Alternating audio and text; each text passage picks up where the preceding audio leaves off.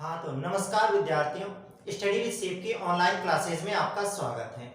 और चलते हैं अपन आगे पांचवें अध्याय पे। पांचवें अध्याय के अंदर अपन ने एक क्लास पढ़ ली थी और उस क्लास के अंदर अपन ने क्या पढ़ा था, उसके अंदर अपन ने पढ़ा था डोबे-राइनर का त्रिक नियम। और वास्तव में पढ़ी थी कि वास्तव में इस वर्गीकरण की क्या आवश्यकता पड़ी, क्योंकि इस लेसन का नाम ही अपने क्या है, तत्वों का आवर्त वर्गीकरण। लगभग 118 तत्व है अपने पास में। उन तत्वों का वर्गीकरण करना है अलग अलग तरीके से। ये तो है नहीं कि 118 तत्व एक साथ में मिल गए, ये बहुत समय लगा इसको मिलने में और इसके वर्गीकरण में भी बहुत लंबा समय लगा था। तो इस वर्गीकरण को समझने के लिए सबसे पहले समझाने के लिए आए थे डोबे-राइनर, जिनको अपन ने पिछली क्लास में पढ़ा था। डोबे-राइनर ने अपन ने पढ़ा कि त्रिक नियम दिया था, तीन तीन तत्वों के समूह बनाए थे और उन्होंने तत्वों के परमाणु भार के बढ़ते हुए क्रम में व्यवस्थित किया था। परंतु उनके चलते आगे समस्या ये आई थी कि वो सिर्फ और सिर्फ तीन ही त्रिक बना पाए थे, तीन से चौथा त्रिक नहीं बन पाया।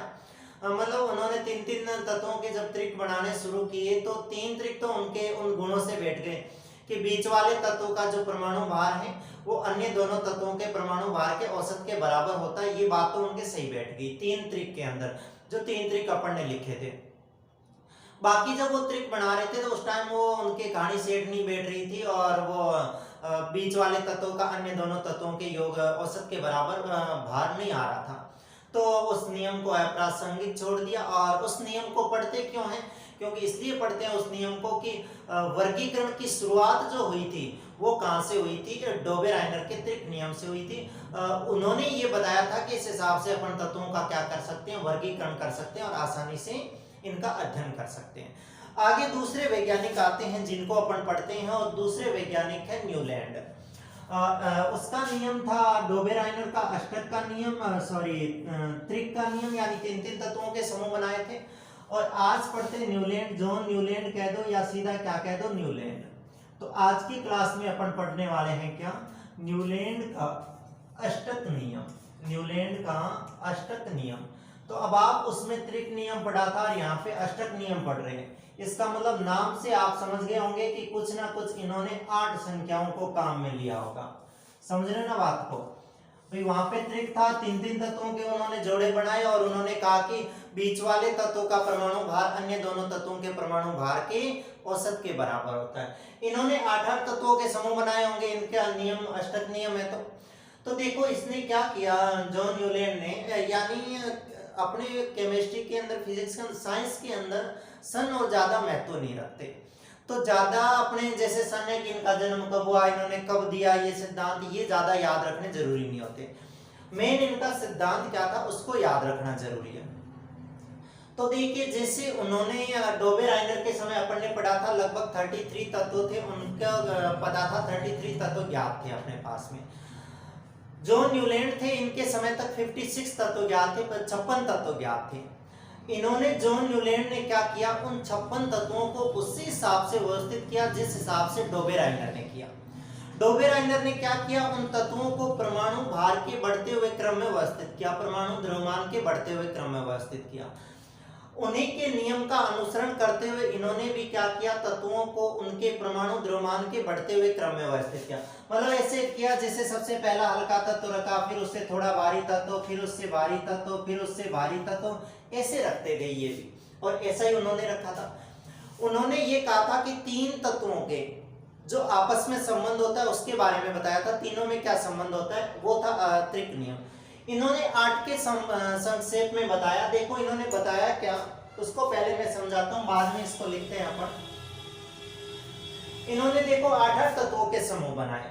मैं 8 तत्वों का समूह यहाँ पे लिखता हूं। देखो इन्होंने हाइड्रोजन से शुरुआत की, क्योंकि उस टाइम हाइड्रोजन तो ज्ञात था, हाइड्रोजन से शुरुआत की। और अब वर्तमान में जैसे अपन आवर्त सारणी याद करते तो उसमें हाइड्रोजन के बाद में 2 नंबर पे कौन आता है, हीलियम आता है। परंतु मैंने पहले भी क्लासों में बता रखा है, नहीं तो फिर बता दूं, ये 18वें समूह के अंदर आते हैं हीलियम, ये नियोन, ये आर्गन, फिर helium, neon, argon, krypton, radon और जीनॉन। ये वाली जो अपने आप आवर्त सारणी जब देखोगे उसके अंदर 18वें तत्वों के अंदर ये वाले धातुएं आ रही है, हीलियम, नियोन, आर्गन, क्रिप्टॉन और रेडोन। इनकी खासियत ये होती है कि ये अक्रिय गैसें होती हैं। ये कौन सी गैसें होती हैं? अक्रिय गैसें होती हैं। अक्रिय मीन्स ये ज्यादा है ना किसी के साथ में रिएक्शन नहीं करती। आपने कभी देखा है क्या helium oxide, neon oxide, helium hydrogen, neon hydroxide, ऐसा कुछ देखा है क्या? नहीं। क्यों? क्योंकि ये अक्रिय गैसें हैं। अक्रिय का मतलब होता है इनका अष्टक पूरा भरा होता है। जैसे ये 2 नंबर पे होते तो इसके बाहरी कोष में 2 इलेक्ट्रॉन होते हैं। ये 10 नंबर पे होता है तो इसके बाहरी कोष में 2 और 8 भर दे तो 10 इलेक्ट्रॉन। मैं ये कहानी यहाँ नहीं समझाना चाह रहा, मैंने पीछे बता रखी है। आपको अगर देखना हो तो आप दूसरा पार्ट था उसके अंदर ये बताई थी मैंने, उसमें देख सकते हो। मतलब ये है कि इनका बाहरी कोश जो होता है वो क्या होता है? पूरा भरा हुआ होता है, इसलिए ये ज्यादा किसी के साथ में रिएक्शन नहीं करती। रिएक्शन तो वो करती है जिनको या तो इलेक्ट्रॉन की जरूरत होती है या इलेक्ट्रॉन त्यागने होते हैं, उनको करना पड़ता है। इनकी उस टाइम तक खोज नहीं हो रखी थी। ये अक्रिय गैसें, अक्रिय गैसें कह दो या इनको क्या कह दो? उत्कृष्ट गैसें कह दो। क्या कह दो? उत्कृष्ट गैसें, या ऐसा कह दो, इंग्लिश में बोलते हैं नोबल गैस, तो इसको कह दो नोबल गैस वाली, है ना। ये अक्रिय गैस, नोबल गैस या उत्कृष्ट गैस थी। इनका पता नहीं था किस टाइम, जब जॉन न्यूलैंड खोज कर रहे थे, तत्वों का वर्गीकरण कर रहे थे। हाइड्रोजन के बाद हालांकि आधुनिक आवर्त सारणी में हीलियम आता है, परंतु उस टाइम तक इसका पता नहीं था। तो हाइड्रोजन के बाद में क्या लिया इन्होंने? लिथियम। हाइड्रोजन के बाद में लिथियम, बाकी सारा वही चलेगा, हाइड्रोजन, हीलियम, लिथियम, फिर लिया बेरिलियम, फिर लिया बोरोन, फिर लिया कार्बन, फिर लिया नाइट्रोजन, ऑक्सीजन। देखो कितने हो गए? 1 2 3 4 5 6 7। 8वां जो आएगा hydrogen, helium, lithium, beryllium, boron, carbon, nitrogen, oxygen, fluorine. Fluorine आएगा बाद में। फिर आएगा क्या? नियोन। देखो नियोन भी क्या है? अपने पास में अक्रिय गैस है, तो फिर नियोन भी यहाँ नहीं आएगी। नियोन के बाद में क्या आएगा? वो आएगा तो hydrogen, helium, lithium, beryllium, boron, carbon, nitrogen, oxygen, fluorine. Neon नहीं आएगा, सोडियम आएगा। Sodium, magnesium, aluminium, silicon, phosphorus, sulphur, chlorine, argon भी नहीं आएगा, क्लोरीन, पोटेशियम, और क्या आ जाएगा? कैल्शियम आ जाएगा। समझ रहे हो क्या बात को? यानी यहाँ पे आधुनिक आवर्त सारणी देखे तो हीलियम है अपने पास में, ये उत्कृष्ट गैस है, उस टाइम नहीं थी। फ्लोरीन, इसके बाद में यहाँ पे नियोन है, वर्तमान आधुनिक आवर्त सारणी में नियोन नहीं ली। और क्लोरीन यहाँ पे आ जाएगा, फास्फोरस, सल्फर, क्लोरीन, और यहाँ पे आ जाएगा आर्गन, Ar। ये तीनों की तीनों आपको वहां पे दिख रही है। तीनों की तीनों क्या अपने पास में अक्रिय गैसें हैं। ये उस टाइम तक पता नहीं था, ये इनकी कमियों में लिखेंगे आगे जाके अपन। तो देखो वैसे तो आपने 20 तत्व 30 तत्व याद कर रखे होंगे। Hydrogen, helium, lithium, beryllium, boron, carbon, nitrogen, oxygen, fluorine, neon, sodium, magnesium, aluminium, silicon, phosphorus, sulphur, chlorine, argon, potassium, calcium, जो भी सुन रखे हैं उसी हिसाब से ये लिख रखे हैं। देखो बीच में इन तीन को छोड़ रखा है, क्यों? क्योंकि अक्रिय गैसें, इनका पता नहीं था। छोड़ो, इन्होंने क्या किया? देखो 7 तत्व ले लिए, 1 2 3 4 5 6 7, और 8वां वापस कहां ले आए? यहाँ पे। मतलब इन्होंने बताया कि प्रत्येक 8वां तत्व जो है, 8वां तत्व ये है ना, 8वां तत्व पहले तत्व से गुणों में क्या रखता है? समानता रखता है। 8वां तत्व पहले तत्व से गुणों में क्या रखता है? समानता।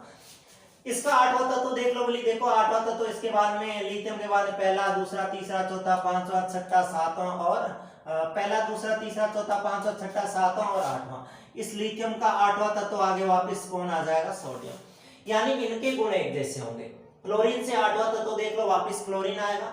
तो इनके तत्वों के, इनके गुणधर्म क्या होंगे? एक जैसे। गुणधर्म में भौतिक गुणधर्म और रासायनिक गुणधर्म जो होते हैं इन तत्वों के, मतलब एक जैसे गुणों वालों को पास में रख लेंगे तो अपने को समझने में आसानी हो जाएगी और वो याद भी अच्छे से हो जाएंगे। तो देखो इन्होंने क्या कहा, वो मैं बात वहां पे लिखता हूं, आपको समझ में आ गया कि इन्होंने क्या कहा। अष्टक नियम क्यों दिया? क्योंकि इन्होंने कहा कि प्रत्येक 8वां तत्व है वो पहले तत्व से गुणों में क्या रखता है? समानता रखता है, इसलिए इसके नियम को क्या कहा जाता है? अष्टक का नियम। हालांकि इन्होंने ये इतना ही नहीं कहा, इन्होंने जो अष्टक नियम होता, अष्टक होते, संगीत अष्टक आप जानते हो, आपने सुन रखा होगा। मैं यहाँ पे लिखता हूँ, संगीत अष्टक आपने सुन रखा होगा। नहीं सुन रखा तो भी अभी सुन लो। देखो संगीत अष्टक क्या होते हैं, मैं इसको यहाँ से डिलीट करके लिखता हूँ। जैसे संगीत अष्टक होते हैं, आपको यहाँ से दिख जाएगा, शायद दिख जाएगा। सा, गीत नहीं गाते वो करते हैं जैसे सा रे गा मा पा धा नी सा, गाते हैं ऐसे सा रे गा मा पा धा नी सा, ये नी, और वापिस सा आ जाता है, जो सा यहाँ पे आ जाएगा। यानी इन्होंने अपने इस सिद्धांत की जो तुलना की थी वो किससे की थी, वो की थी संगीत अष्टक से। यानी इन्होंने कहा कि जिस हिसाब से संगीत अष्टक के अंदर वापिस आठवां तत्व क्या आ जाता है सा, देखो जैसे सा रे गा मा पा धा नी सा वापिस आ जाता है ना, सारे गा मा पा धा नी सा, सारे गा मा पा धा नी सा जब बोलते हैं तो वापिस आठवां तत्व सा आ जाता है। उसी हिसाब से इसने बताया कि वापिस आठवां तत्व आएगा, उसके और उसके गुण एक जैसे होंगे। ये सार जो आगे सा आएगा उसके गुण तो एक जैसे ही होंगे, उसी टाइप से बोला जाएगा वो, ठीक है, ये एक जैसे होते हैं। इसने संगीत अष्टक से की थी, इसलिए हिसाब से भी इनके नियम को क्या कहा जाता है, अष्टक का नियम कहा जाता है। तो देखिए मैं इसको साथ साथ में लिखता हूँ, आप भी लिखते जाना मेरे साथ में, और ये समझ में आता जाएगा। बाकी इसमें ज्यादा कुछ ही नहीं है, इनको याद रखना है कि इन्होंने तत्वों को किस रूप में व्यवस्थित किया, परमाणु भार के या परमाणु द्रव्यमान के बढ़ते क्रम में। देखो आपको लिखना क्या है, आपको लिखना है कि जॉन न्यूलैंड ने, जॉन न्यूलैंड लिख दो चाहे सीधा न्यूलैंड लिख दो, जॉन न्यूलैंड ने सन 1866 में, याद रहे तो रख लेना, नहीं तो लिख लो, अच्छा लगेगा लिखा हुआ। सन 1866 में ज्ञात सभी तत्वों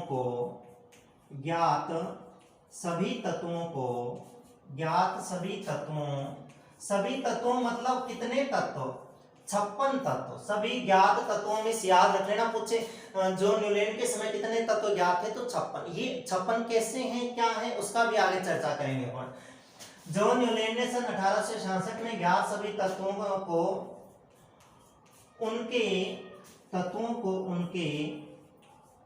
परमाणु द्रव्यमान के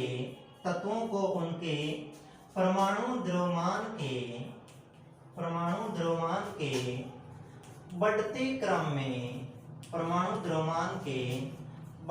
क्रम में व्यवस्थित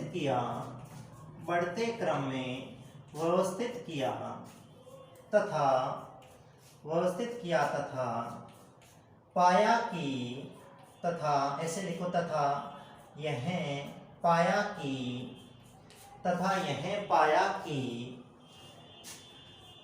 प्रत्येक आठवां तत्व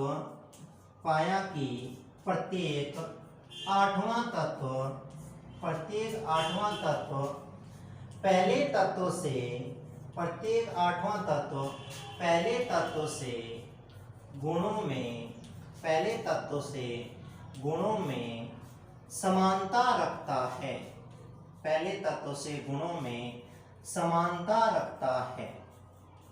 में समानता रखता है। बात समझ में आ गई क्या? पहली बात तो ये कही कि उस समय तक ज्ञात सभी 56 तत्वों को उन्होंने परमाणु भार के या परमाणु द्रव्यमान के बढ़ते क्रम में व्यवस्थित किया और पाया कि प्रत्येक आठवां तत्व पहले तत्व से गुणों में क्या रखता है, समानता रखता है। गुणों से यहाँ मतलब भौतिक और रासायनिक गुणधर्मों से, उनके भौतिक गुणधर्म क्या होते हैं और रासायनिक गुणधर्म क्या होते हैं, पहली बात याद रखना। दूसरी रखना, इन्होंने सबसे हल्के तत्व, अब सबसे हल्का भी पहले आएगा वही होगा, सबसे हल्के तत्व हाइड्रोजन, सबसे हल्का तत्व ये याद रखना, सबसे हल्के तत्व हाइड्रोजन, इसको लिखते हैं किससे, एच से। हाइड्रोजन से शुरू करके 56वें तत्व थोरियम तक, 56वां तत्व याद रखना है कौन सा था, थोरियम, बार बार पढ़ोगे याद हो जाएगा। 56वें तत्व थोरियम तक तत्वों को व्यवस्थित किया, ये भी लाइन याद रखनी है, तत्वों को व्यवस्थित किया, याद रह जाएगी ये बात भी कि उन्होंने हल्के तत्व हाइड्रोजन से शुरुआत की।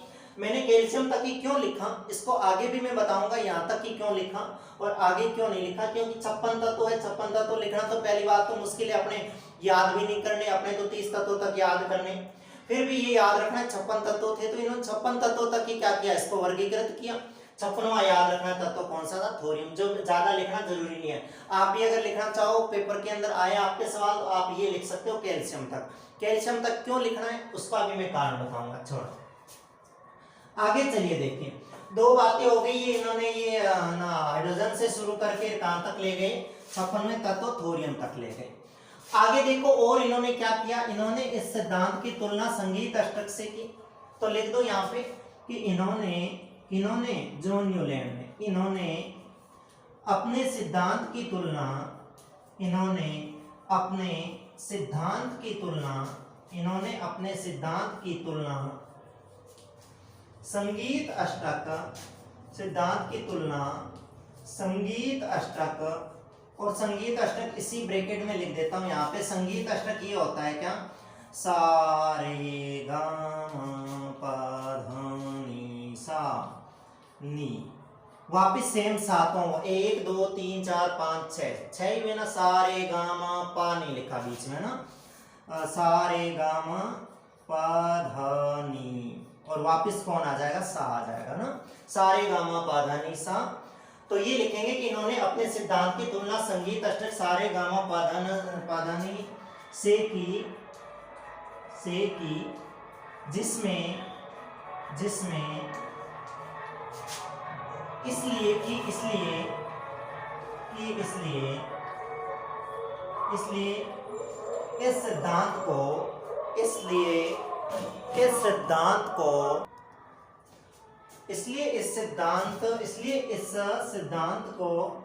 इसलिए इस सिद्धांत को अष्टक का सिद्धांत भी कहते हैं या अष्टक का सिद्धांत कहते हैं।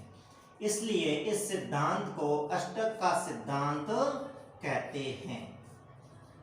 ये याद रखना, इसके बारे में 3 बातें याद रखना कि इन्होंने पहले तो तत्वों को बढ़ते क्रम में व्यवस्थित किया, परमाणु द्रव्यमान के बढ़ते क्रम में हाइड्रोजन से शुरुआत की, 56वें तत्व थोरियम तक गए ये, और बाद में इन्होंने इसकी तुलना संगीत अष्टक से की, और इसलिए इस नियम को क्या कहा जाता है, अष्टक का नियम कहा जाता है। आपको अगर ये बातें उतारनी तो उतार लीजिए, आप पहले ये 3 बातें उतारिए, इसके बाद में ये सारणी उतार लीजिए। हाइड्रोजन हीलियम आपकी बुक में भी अच्छे से बना के दिखा रखी है, मैं आपको इसको भी दिखा दूंगा। देखिए आपको मैं पहले आप इसको उतार लीजिए, जल्दी वीडियो को रोक के जैसे भी उतारना है, बाद में मैं आपको इसको साफ करके मैं इसकी सारणी दिखाता हूँ जो बनाई थी किसने, जॉन न्यूलैंड ने अष्टक नियम देने के लिए।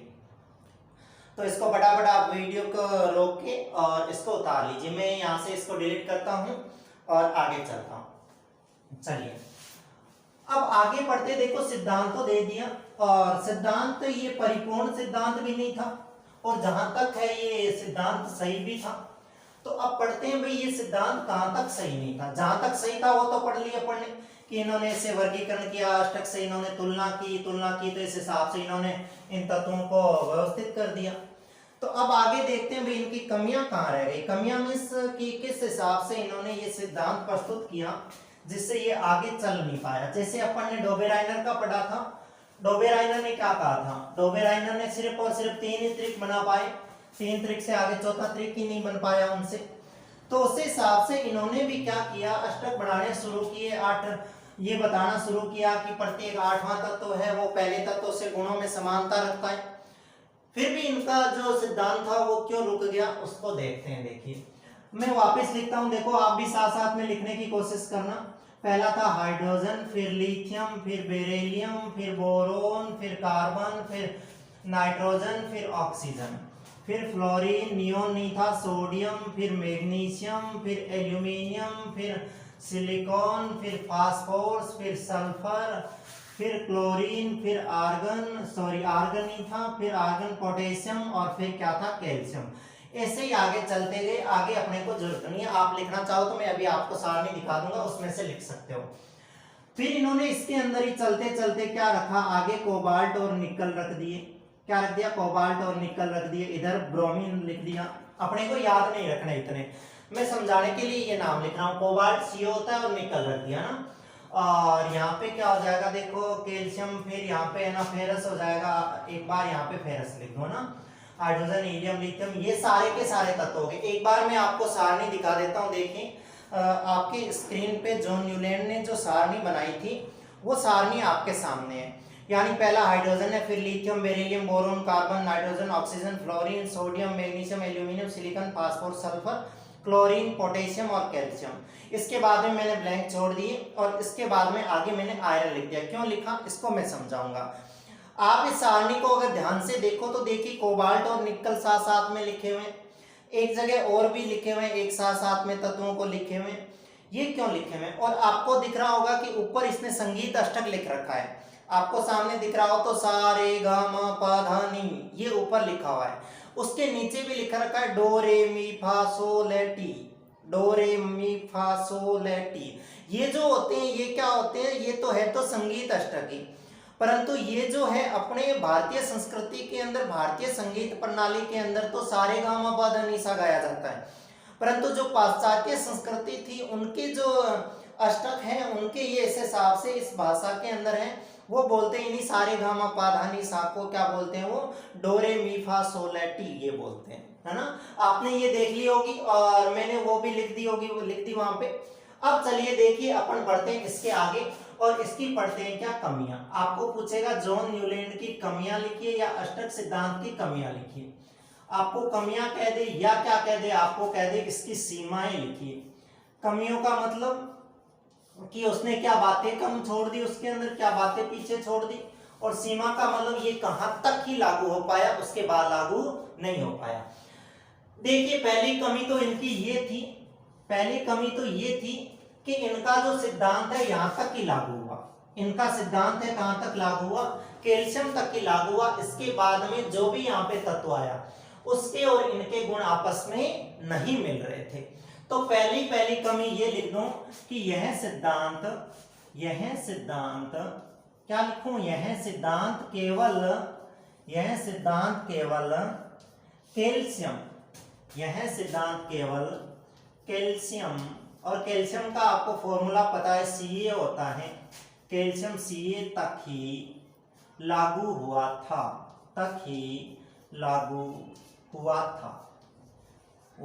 था। मैं इतनी ही कमियां लिख रहा हूं क्योंकि क्यों हुआ था आप इसका मतलब आगे लिख सकते हो अपनी मर्जी से लिखना चाहो तो, कि यह सिद्धांत केवल कैल्शियम तक ही लागू हुआ था क्योंकि इसके बाद प्रत्येक आठवां तत्व पहले तत्वों से गुणों में समान नहीं था।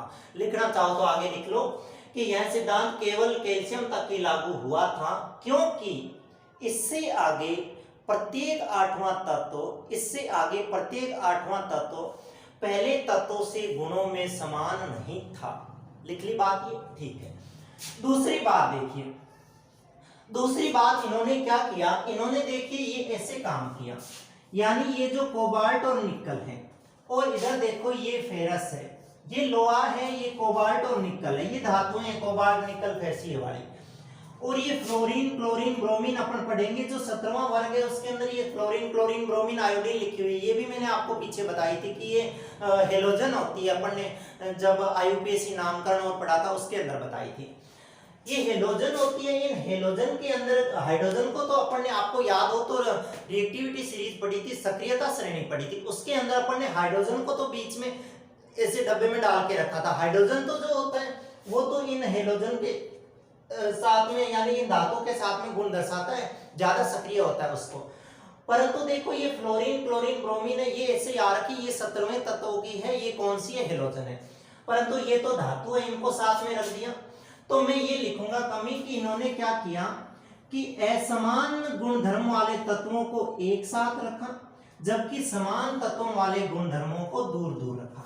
देखो इन दोनों के गुणधर्म एक जैसे हैं, रखना इनको साथ में चाहिए था तो इनको तो इसने अलग रख दिया, यानी एक जैसे गुणधर्म वालों को तो दूर दूर रख दिया, जबकि देखो इनमें समानता है ही नहीं, फिर भी इनको क्या कर दिया, साथ में ठोस दिया। तो मैं लिखता हूं, देखो दूसरी बात क्या, दूसरी लिखता हूं कि इन्होंने असमान गुणों वाले तत्वों को, इन्होंने असमान गुणों वाले तत्वों को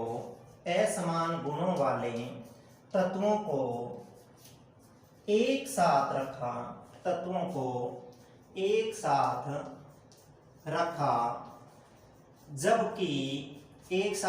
जबकि समान गुणों वाले तत्वों को, समान गुणों वाले तत्वों को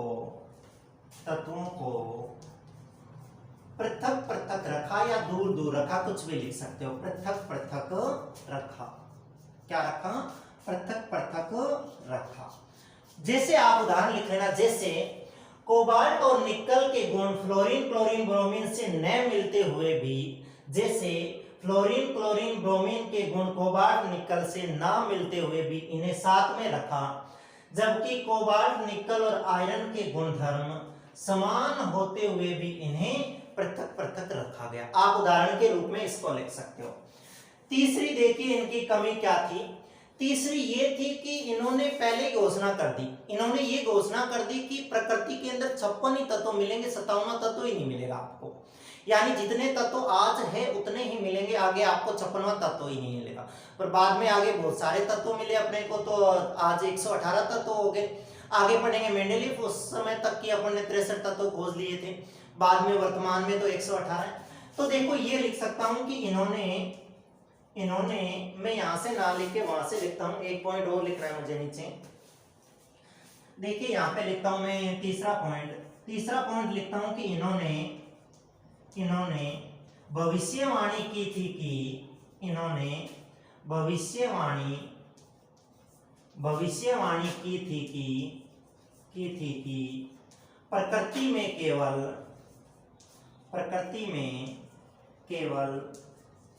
56 तत्व ही मिलेंगे, प्रकृति में केवल 56 तत्व ही मिलेंगे, जबकि बाद में और तत्वों की खोज हुई, बाद में और अनेक तत्वों की खोज हुई, अनेक तत्वों की खोज की गई, ऐसा लिखो, खोज की गई। तो ये भी इसकी कमी ही थी कि इन्होंने कह दिया, पहले से भविष्यवाणी कर दी कि प्रकृति में केवल 56 तत्व ही मिलेंगे, परंतु बाद में अनेक तत्वों की खोज की गई। ये भी बात याद रखना। 56वां तत्व कौन सा था याद रखना, थोरियम था। चौथी कमी देखो, इनका नियम जो है ना कैल्शियम तक ही लागू हो रहा है, आगे नहीं हो रहा। इसका मतलब ये तो हल्के हल्के तत्व है ना, आगे जाते धीरे धीरे भारी होने लग जाएंगे तत्व। भाई हाइड्रोजन हल्का, उससे थोड़ा भारी लिथियम, फिर भारी बेरिलियम, बोरोन, कार्बन, ऐसे। तो ये केवल हल्के तत्वों के लिए लागू होता है। तो मैं ये लिख सकता हूं कि यह सिद्धांत केवल हल्के तत्वों के लिए ही लागू होता है। यह सिद्धांत केवल हल्के तत्वों के लिए ही लागू होता है, हल्के तत्वों के लिए ही लागू होता है। ये 4 इनकी कमियां आपको याद रखनी है। ये कमियां थी 4, और ये 2-3 बातें जो अपन ने पढ़ी वो उनकी अच्छाइयां थी। आपको अगर इसको उतारना है कमियों को, तो पहले वीडियो को रोक के उतार लीजिए। आप इन सारों के अंदर उदाहरण लिख सकते हो, वो आप अपनी मर्जी से लिख देना, मैंने बोल दिया, और आप खुद लिख सकते हो उसको। तो आज की क्लास में अपन ने क्या पढ़ा, ये पढ़ा अपन ने कि जॉन न्यूलैंड का अष्टक नियम था क्या, वो पढ़ा, और उसकी कमियां क्या थी ये पढ़ी। कुल मिला के अपन ने जॉन न्यूलैंड का अष्टक नियम आज की क्लास में पढ़ा। तो आज की क्लास में तो पढ़ते अपन इतना ही, आगे जो और सिद्धांत है उनको पढ़ते अपन आगे की क्लास में। तब तक के लिए धन्यवाद।